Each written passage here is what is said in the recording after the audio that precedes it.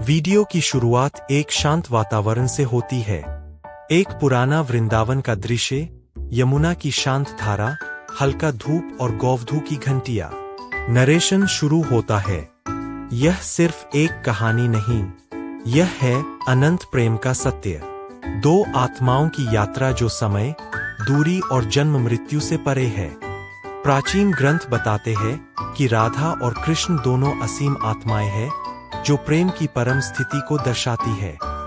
वे एक दूसरे के लिए जन्म लेते और मरते रहे, लेकिन उनका प्रेम कभी कम नहीं हुआ। कहानी शुरू होती है ब्रिजभूमि में राधा के जन्म से पहले की कथा। राधा, जो कि देवी लक्ष्मी की शक्ति मानी जाती थी, ने भगवान को सेवा का वरदान मांगा, लेकिन उसने कहा, मैं तुम्हारे साथ केवल प्रेम में रहना चाहती हूँ, सांसारिक बंधनों में नहीं। इसी कारण राधा ने पृथ्वी पर जन्म लिया, जहाँ उनका मिलन हुआ कृष्ण के साथ। जब राधा ने अपने जीवन में पहली बार कृष्ण को देखा, तो उसने कहा, इस आत्मा की धुन वही है जो प्रेम की अनंत धारा में बसी है। उस क्षण से उनका प्रेम पवित्र, अलौकिक और शाश्वत बन गया।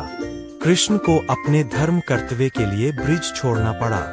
जब वह ब्रिज से चले गए, राधा का हृदय टूट गया, पर उनकी वेदना प्रेम का बदला नहीं, बल्कि उसकी गहराई बन गई।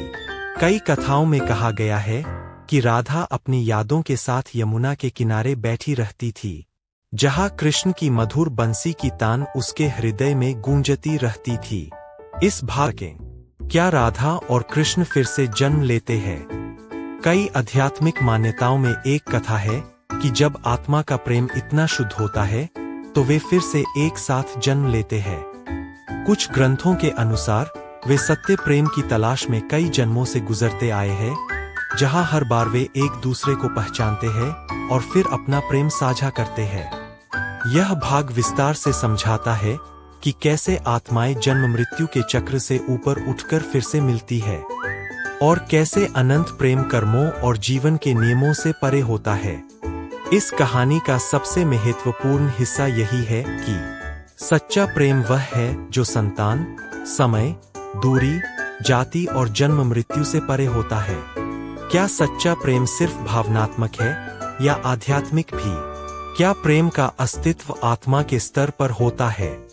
यह कहानी सिर्फ राधा या कृष्ण की नहीं है, यह है उस प्रेम की जो हर जिंदगी में फिर से उठता है, हर जन्म में यही खोजता है कि उसे अपना साथी कहाँ मिलेगा।